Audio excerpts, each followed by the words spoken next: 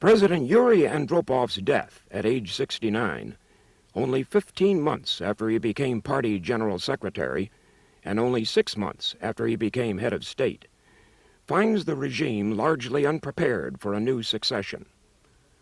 Although Andropov had accumulated more personal power than any of his predecessors in a comparable period, his tenure was so brief and his absences from the job so lengthy that his regime will be known more for what it set in motion than for what it accomplished. The succession choice is not as clear-cut as it was after Brezhnev. Whoever is chosen, Andropov has left him the same unresolved economic, social, military, and foreign problems that confronted him. The remaining leaders in the Politburo will move quickly to select a new general secretary. Their choice will be ratified by a plenary meeting of the party Central Committee within a few days. This will be a tough decision to make. All the viable candidates for the top party post have significant liabilities. The issue seems to be whether to opt now for a younger, perhaps more vigorous and longer-lasting leadership, or to choose a senior leader who will function as a transitional figure, thus, once again, avoiding a more profound change at the top. The evidence thus far suggests the leadership may have chosen the latter course. Soviet News has announced that 72-year-old Konstantin Chernenko will head the funeral commission. It's a strong indication that he's been selected to replace Andropov.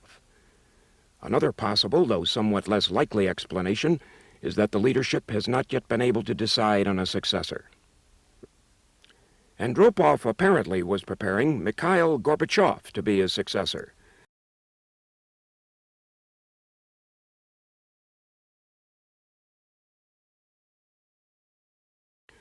Gorbachev evidently was placed in charge of personnel appointments about 6 months after Andropov took over from Brezhnev, and he reportedly chaired secretariat meetings in the absence of Andropov.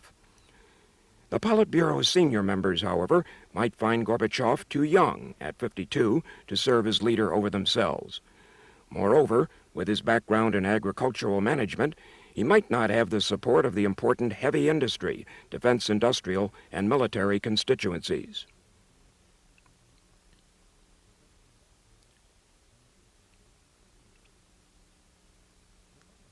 Grigory Romanov, at 60, has had little visibility since becoming a party secretary, but he's probably perceived by the Politburo as more acceptable to those same constituencies. For example, he has had experience for more than a decade as a manager of a key regional party organization with strong ties to the industrial and military sector. Moreover, Romanov is an ideological conservative who has taken a harder line than many of his colleagues on foreign policy issues. In a time of troubles for the USSR at home and abroad, the Soviet leaders may now look to the more conservative candidate as the better choice. Romanov, however, has served only a short time as a National Party secretary.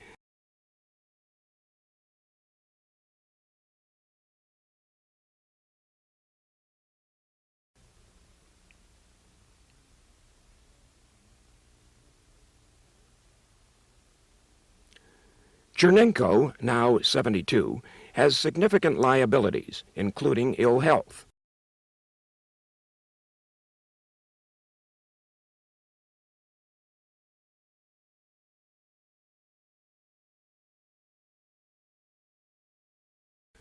The strongest signal that Chernenko nevertheless remains an important factor in the leadership is the highlighting of his position as unofficial party second-in-command at the November 1983 anniversary ceremonies and in the December-January honorary nominations to the Supreme Soviet. If his health were to improve, he seems to have emphysema, Chernenko could be the choice of those in the Politburo who are reluctant or unable to choose among the other, more junior candidates for the job. He could also benefit from rivalries among some of the younger contenders, who might prefer his selection rather than see the position go to a strong rival.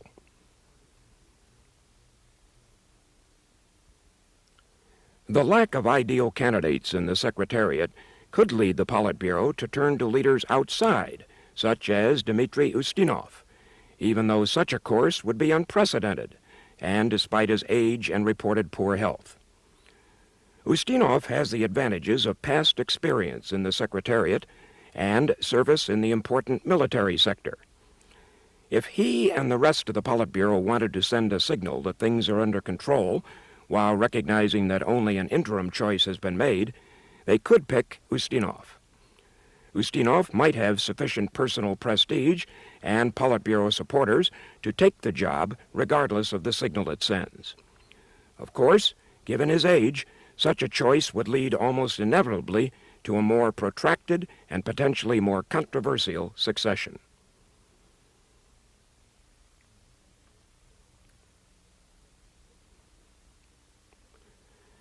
Viktor Grishin, whom Soviet officials had mentioned as a possible compromise candidate when Brezhnev was being replaced, could again become one.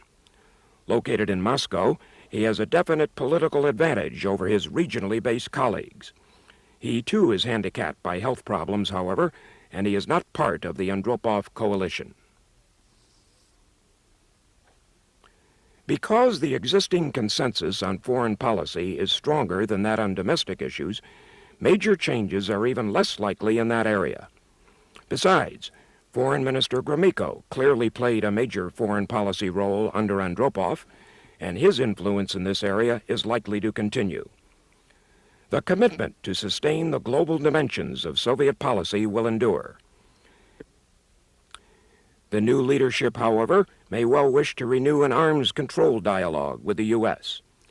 The price the regime is willing to pay for this will depend on the priorities the new leadership establishes and the degree of unity it can maintain in pursuing its goal.